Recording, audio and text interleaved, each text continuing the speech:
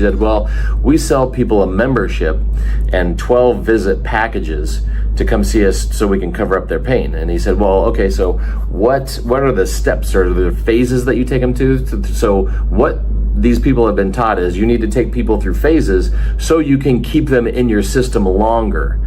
So cash pay PTs aren't doing what's best for patients, they're doing what's best for cash pay PTs.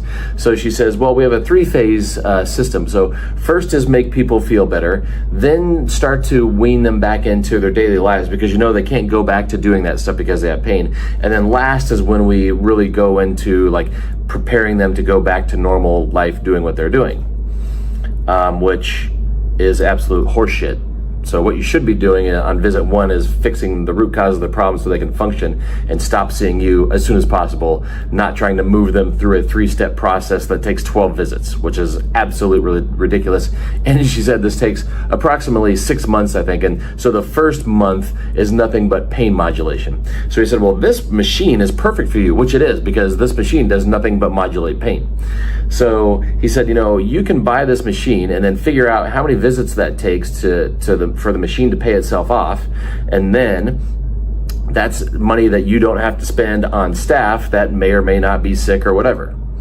So there's one way to do cash pay. Throw gimmicks at people, buy things that you can leave them unattended on, and he said, well, how long are your visits? Well, an hour. Well, if you've got an hour with a patient, hooking them up to a machine for 10 minutes to 15 minutes to 20 minutes is probably baked into that. So you've already figured out that you have to charge them a shit ton of money, and the only way you justify that is tell them, well, I'm going to spend an hour with you instead of a half an hour. So your patients will soon figure out that not only are they paying you double to quadruple what they pay somebody else to do the same thing, they're also spending twice as much time with you, which means you're screwing them on money and you're screwing them on time. So that's why they figure out that they need to leave you. And that's why this person is constantly on social media at fun runs and health fairs trying to trick people into buying their packages. So there's one model. The other model, which is what I do, which is what I encourage you to do so we can fix our profession and actually give patients a product that we can be proud of and that they can get results from. So here's what you should do.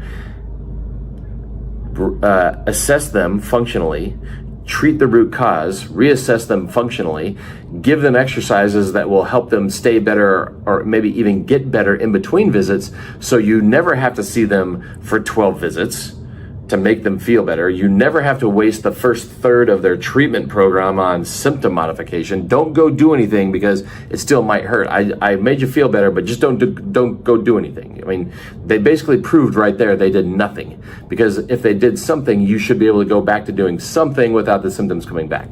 So back to the model that you should be doing. So assess function, reverse root cause of symptoms, reassess function, give them activities to do at home. When they come back for their second visit, they're better than they were their first visit, even though in between those 2 visits, they already started going back to whatever it is they do. So if they're a grandma and they carry their grandkids, that's what they did. If they're a track person, they're back to running. If they're a CrossFitter, they're already back to the gym lifting.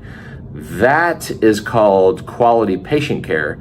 And you're not hooking them up to a machine to modulate symptoms because it's better for your bottom line. So as soon as you start thinking about what can I do to charge them more, or if I'm going to spend more time with them, I have to justify that by doing more things. What do we know about PT? The more you do, the more garbage you mix in. What you should be doing is shrinking things down, throwing things out of your toolbox, and focusing on very specific things that get to the root cause, and that's all you have to do. So I literally sat there laughing as this lady who owns this PT clinic was talking about how they have to modulate pain, and it's all about pain, and it's going to take 12 visits, and that's how we sell them our packages. And we tell them, don't do, like, for the first 3 to 6 weeks, you can't do anything. That is 1970s garbage PT.